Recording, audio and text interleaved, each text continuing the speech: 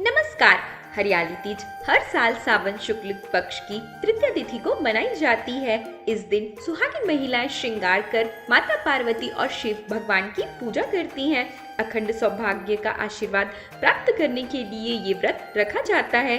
कई जगह महिलाएं इस दिन एक जगह एकत्र होकर मेहंदी लगाती हैं, लोकगीत गाती हैं और झूला भी झूलती हैं। शाम के समय महिलाएं 16 श्रृंगार करके पूजा कर व्रत कथा सुनती हैं।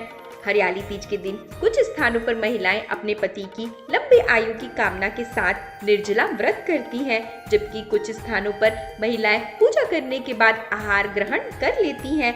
इस दिन को लेकर यह मान्यता है कि भगवान शिव ने देवी पार्वती से खुश होकर इस दिन उनसे विवाह किया था। सावन का महीना हरियाली को समर्पित होता है, इसलिए इस दिन हरे वस्त्र, हरी चूड़ियां पहनी जाती है और हाथों में हरी मेहंदी लगाई जाती है।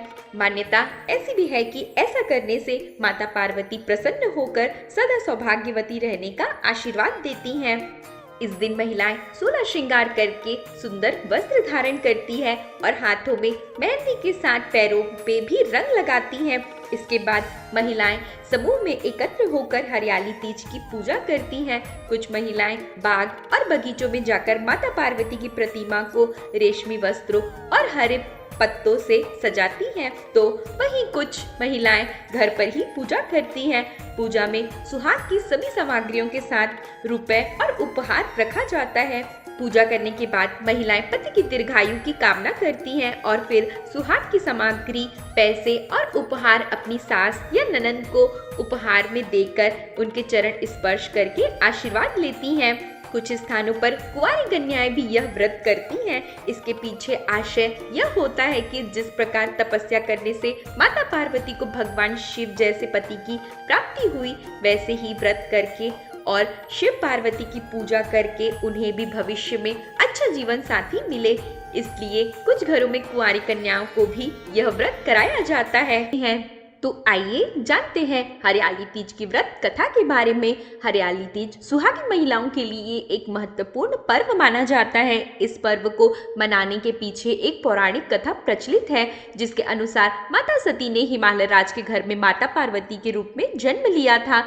माता पार्वती ने बचपन से ही भगवान शिव को पति के रूप में पाने की कामना कर ली थी।